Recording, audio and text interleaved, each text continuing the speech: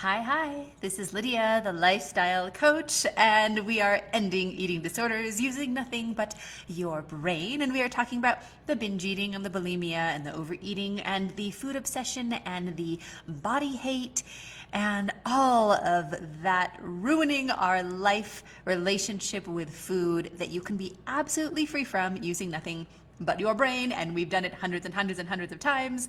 And we're going to be talking about something super important that is part of our society and part of our culture that is incredibly oppressive and wrong and hurtful and is a huge promoter and perpetuator of the misogynistic, fat-phobic society that we live in. And it's really important to understand the facts around this.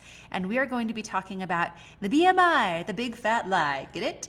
Fat lie? Like it's a lie about fat? Yes. So the BMI, the body mass index chart, is simply a chart created by a mathematician that had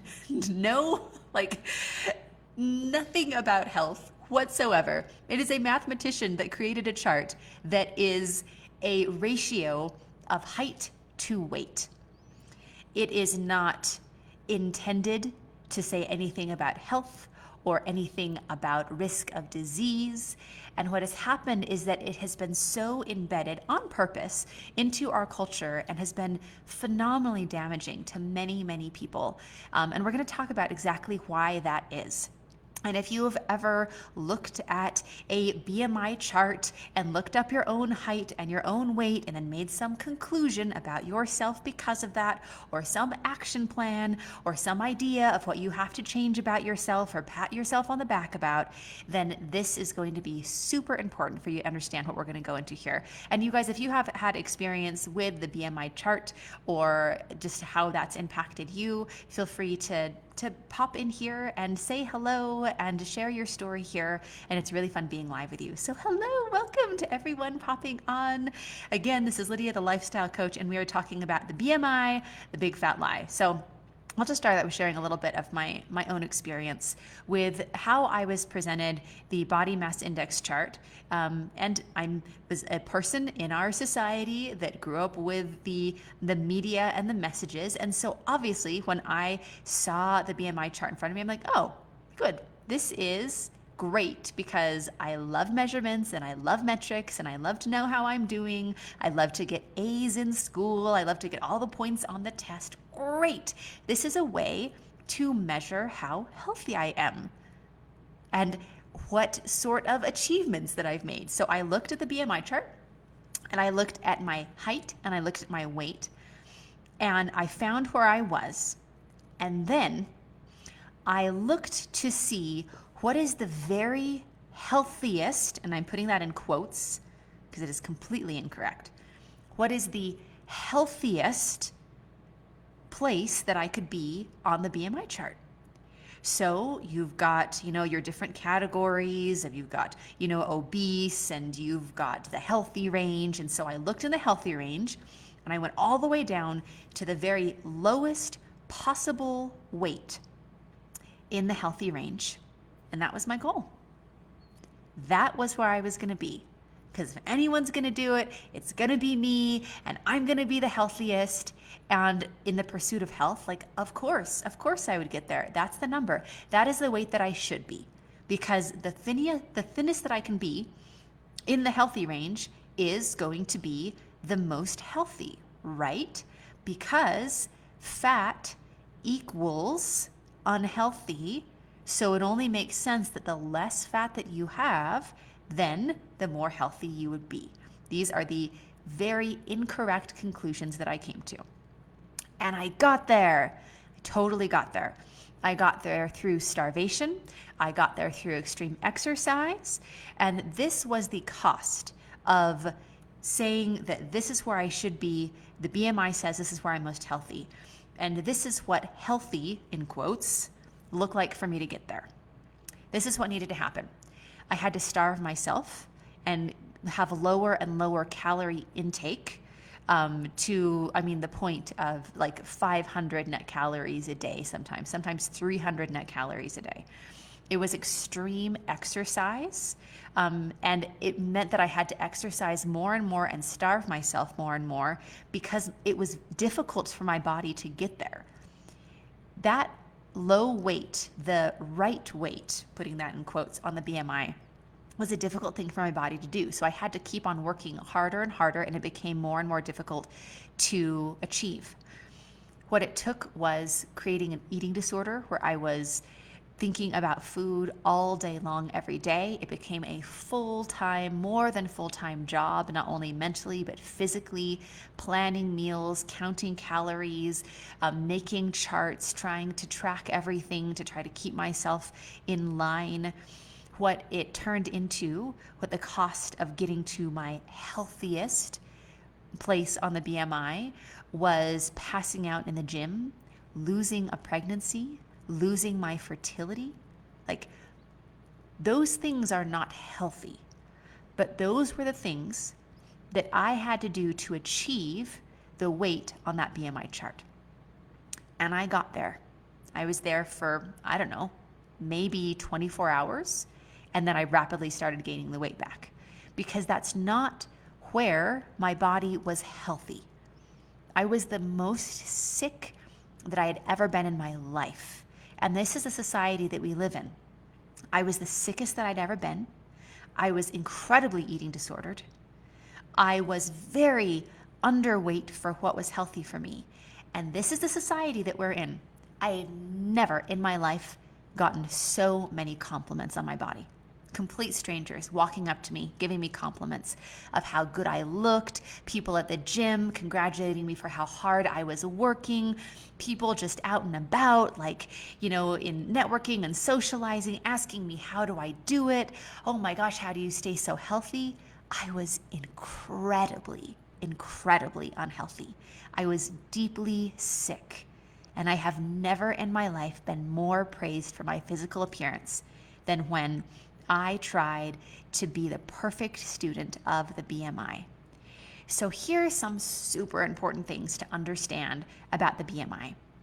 It was not created as a measure of health, that fat is not a disease that we're trying to fight against. That the BMI creates a culture where we put someone arbitrarily in ways that don't even make sense on a chart and then tell them what they have to do to manipulate their body to be healthy, when that is completely not based on science. It's not based on anything factual. It is not the conclusion of any study. In fact, the science tells us the exact opposite. But we are terrorized by the BMI chart. So why is it such a huge part of our culture? Well, one thing is that the BMI and the labels on the BMI chart that you see in doctors' offices, that are put in front of you by nutritionists, that are, all over the, our culture. The reason that it's so popularized is because there were 9 people on a panel that lobbied the government to put it into healthcare and to put it into textbooks and to put it into school systems. And 7 out of 9 of those people on that board were those who were like in the business of weight loss. Like, they were in weight loss clinics. It was absolutely a financial business thing. I have a weight loss clinic.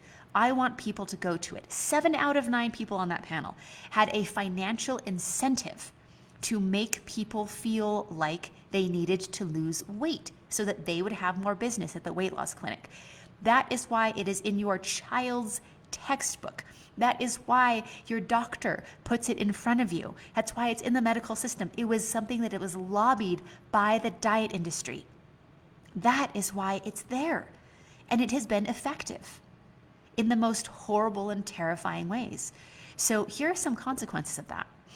We have just an amazing client, absolutely love her, just spent so many years in an eating disorder and yo-yo dieting. She is now free, and I'm super excited for her incredible journey. But she was just telling us, like, she went to her medical professionals, like her doctor's office, and she saw in her chart that it's there that, like, oh, well, talk to this person about weight loss strategies, right? Like there was nothing else in her chart except that.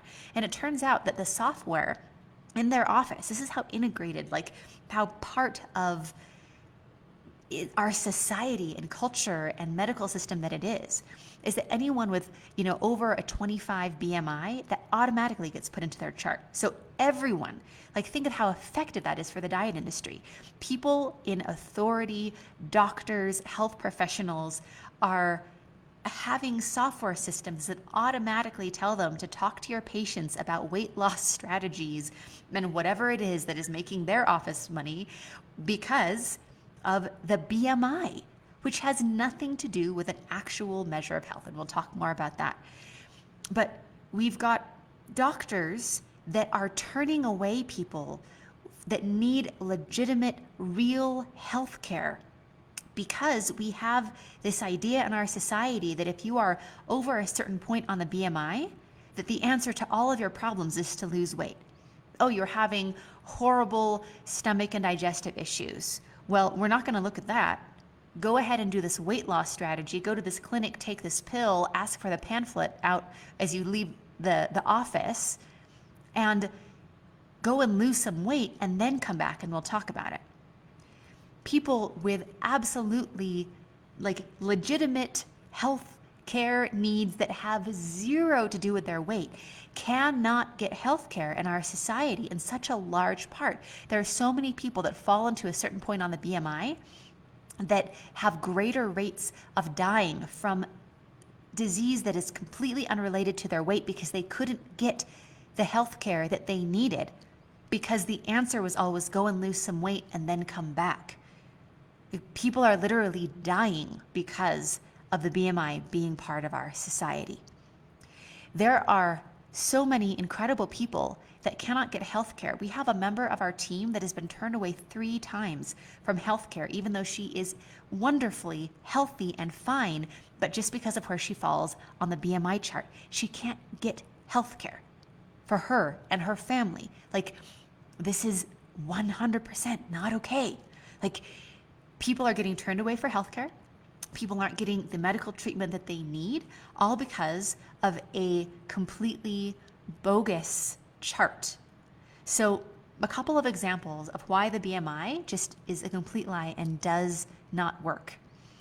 The BMI does not have anything to do with health. A ratio of weight to height does not tell you how healthy you are because fat is not a disease and fat does not make you sick. In fact, it is more healthy.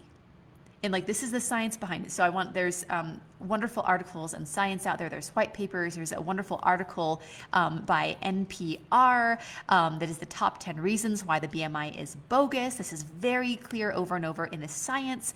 There's an incredible book called Burnout that has a whole, chapter on this with really wonderful statistics. You can go and you can the science is very much clear on this. So it is more healthy in a lot of cases. You are at higher risk of disease to be 5 pounds underweight of what the BMI says you should be than 70 pounds overweight than what the BMI says is your ideal weight. That's what we're talking about here is the reality. But we make it seem like the thinner you are, the healthier you are, and that even just being a few pounds overweight is the most detrimental thing to your health. And then we decide on that number with completely bogus measures. The number, the weight that one should be based off of a bogus tool like the BMI. The BMI does not categorize health. Some of the most incredibly healthy people, we're talking about Olympic athletes. Olympic athletes come in all sorts of shapes and sizes. And these are people that a lot of times are at the absolute pinnacle of what human beings can be in health. They are more athletic and more able. They have done more with their human body and the health and the abilities. They're pushing the limits of that. And they come in all sorts of shapes and sizes. Health comes in every size. Health comes in every age. Health comes in every shape. We cannot categorize it by the BMI. The other thing that happens is that the BMI does not it only takes weight and height into account, which are not factors of health. So there is body fat percentage, there is what's happening in your internal organs, there's muscle, there's bone density. You can have two people that look wildly, wildly different that are the same weight. One person might have more dense bones, which is a healthy thing. They might have more muscle, which is a healthy thing. But we have athletes, most athletes, because of their muscle mass, are categorized as obese and in this horrible health risk by the BMI chart. It's completely inaccurate. Even studies that assume that fat is an unhealthy thing still agree that the BMI miscategorizes at least 50% of people for who is actually in risk of health issues, because it's such a completely flimsy and bogus tool. The BMI is created to be put into and lobbied in our schools and in our medical system so that people are encouraged to diet.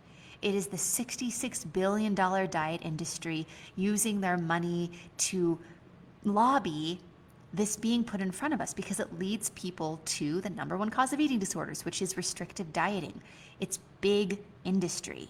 And that's not even to mention what this means for like big pharma and all sorts of other industries that benefit from people being told that they have to manipulate their weight and they have to manipulate their bodies, or they can't call themselves healthy, or they can't get health insurance, or they can't get the treatment that they need for the legitimate things that may save their life and improve their quality of life, because they have to do something that is unhealthy, which is try to manipulate their weight and lose weight to get to a place where a health professional or a doctor would even listen to them. The BMI completely ignores the science, and it is a way to sanction the health industry and all sorts of other industries in saying that fat is a disease, and it is a fake disease that just leads people to doing more diets and taking more pills and medications that are not something that's going to get them healthier. So it is a completely inaccurate measure. The BMI is phenomenally damaging in our society, and it is embedded everywhere, from the big $66 billion diet industry, that having a medical professional hold the BMI chart and say, okay, well, you've got to lose some weight and come back, is going to send them right back to spending more money with the diet industry. And then it goes on the level of individual doctors' offices as well. And hopefully, I would hope that most doctors' offices do this just because they have bad information and they're not looking at the science. I would hope that there isn't a doctor's office out there that would do this knowingly. But the truth is that the doctor's offices are oftentimes benefited with kickbacks for go to the front desk and see how you can take our diet pills or use our prepackaged food that we sell in our office. I personally know of doctor's offices that are making over $10,000 extra a month by just the weight loss programs or pills or foods or strategies or whatever. There's a lot out there that they're selling their patients. So if a patient comes in with a legitimate medical need and they can say, well, go and you actually need to lose weight, and by the way, we have a way to do that, and not by the way, that is something that gives us a financial benefit where we don't just make the money off of the insurance that we're getting paid and that you are paying us, but now we are making money off of you trying to lose weight. And because that's not effective and it fails 98% of the time, then we know you're going to be coming back over and over and over because of that failure. So you're going to come back, you're going to spend more money with us for more healthcare needs, and then you're going to spend more money with us because the yo-yo dieting is happening and you're needing to do this over and over and over. So the BMI is just one of many things that are embedded into our culture and our society that puts people that could be perfectly healthy or are perfectly healthy in a label and a stigma and a disadvantage and a prejudice where they can't get the care that they need. And then the diet industry is just benefiting more and more. And it's a tool that actually, not only is not based on any of the real science that backs it up, it's not based on science, it's not effective, but it's keeping people from solutions that actually are based off of science and could help them. So for instance, if somebody goes into a doctor's office And there's a BMI chart that the doctor can quickly be like, all right, height, weight, you're not okay, go to the front desk and pay us for the diet pills that we're selling, then it keeps them from actually looking at that person's true health. So they have a fake health measure that is quick and easy, that is not effective, but then it leads people to conclusions that have nothing to do with that person's real health, instead of like perhaps doing blood work or doing some of the things that could be a better measure of what's really going on. And people are misdiagnosed all the time. People are misdiagnosed with a fake disease of fat instead of being diagnosed with the real thing that needs to be treated for them to be able to continue to live a healthy life of well-being. And so people of any size and any shape can be healthy or unhealthy. You cannot tell how healthy a person is by the way that they look. You can see somebody that society might label unhealthy, and they're way healthier than a lot of the people that you might look at and be like, oh, look how thin they are, so they're okay.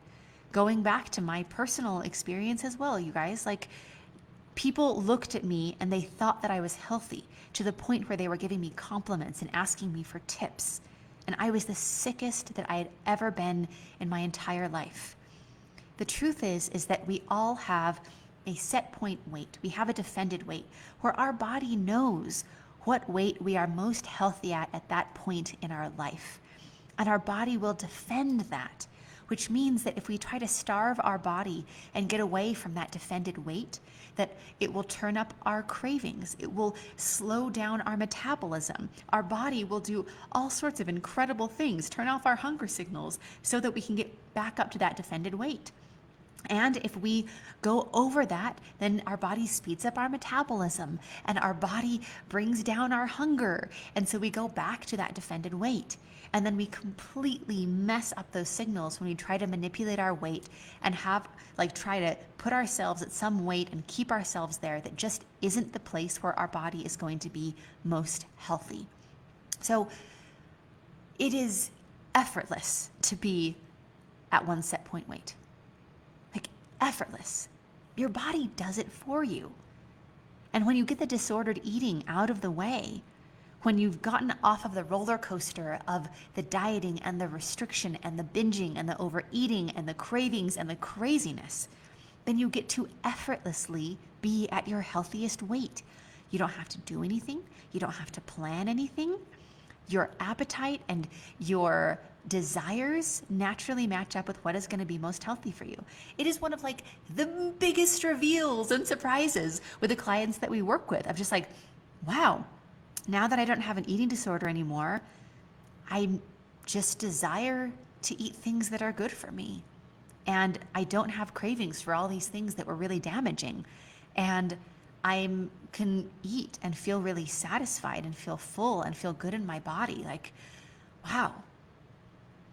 Because this idea is out there of if I have to try to control myself this much to keep my weight down or to keep me on track, if I have to put so much effort into that, if I didn't put all that effort in, I would go crazy. I'd probably kill myself with food. And the truth is that when you know how to actually stop teaching your body to gain weight, knowing how to stop driving up the cravings, knowing how to actually be satisfied with what you're eating, knowing how to be full. And these are things that naturally happen when you know how to get all of the distortion out of the way and the disordered eating out of the way and the disordered thinking out of the way. Then the natural result is eating becomes effortless, fullness becomes obvious, cravings become totally normal, you can be satisfied. And it is such a wonderful thing to eat and to feel good and to lose desire in food because you're full and you're satisfied and you feel wonderful, and to have energy and to have stamina and to have health, and to have that be a completely natural side effect of your effortless relationship with food. It's not like some fairy tale dream. It's natural. It is the completely natural, organic side effect of when you end the disordered eating and the disordered thinking. But a big part of that is that we live in a society that lies to us, just like the BMI. The BMI is just one of very many lies that keep us in this cycle. And when you know how to step out of that, it is a wonderful and a powerful experience. So if you are tired of being lied to, if you are tired of being mistreated, if you are tired of being controlled by the cravings and the hunger that is artificially being created by you trying to get to some magic number that a completely inefficient, not based on science, damaging piece of paper has told you, know that there is a better way. The first thing that you want to do is you want to get the foundation of freedom. So you can actually get the foundation of, for you, what freedom is, what health is, and to be able to be really clear of exactly what the cycle is that is happening and how it's impacting you and impacting you. Yeah, that's the word I meant to say. So you go to lifewithlydia.com/apply. Again, that's lifewithlydia.com/apply, and you can book a free breakthrough session where we are going to partner with you in getting the foundation of freedom for you specifically. And it is going to be about you, and it is going to be about truth. And if we can help you to close that gap so that you can be free for the rest of your life, you'll be super clear on next steps of how to solve that. And we will show you how. And we will do that for you specifically.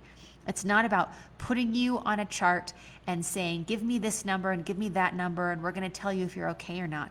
This is about truly you as an individual and your real experience, and then how to get you to that place of freedom. We know exactly how to do that, but it's about you specifically. This is not about a generic place you on a chart. This is about you as a real human being. Who do you want to be? How do you want to feel? What do you want to fix? And if we can help you with that, we'll show you how. If not, then we'll know where to best direct you. But it's time to step out of the lies that we've been told and into the reality of what life can be when we're not being manipulated by those lies anymore. So again, this is Lydia, the lifestyle coach, and signing off. Bye, guys. Mwah.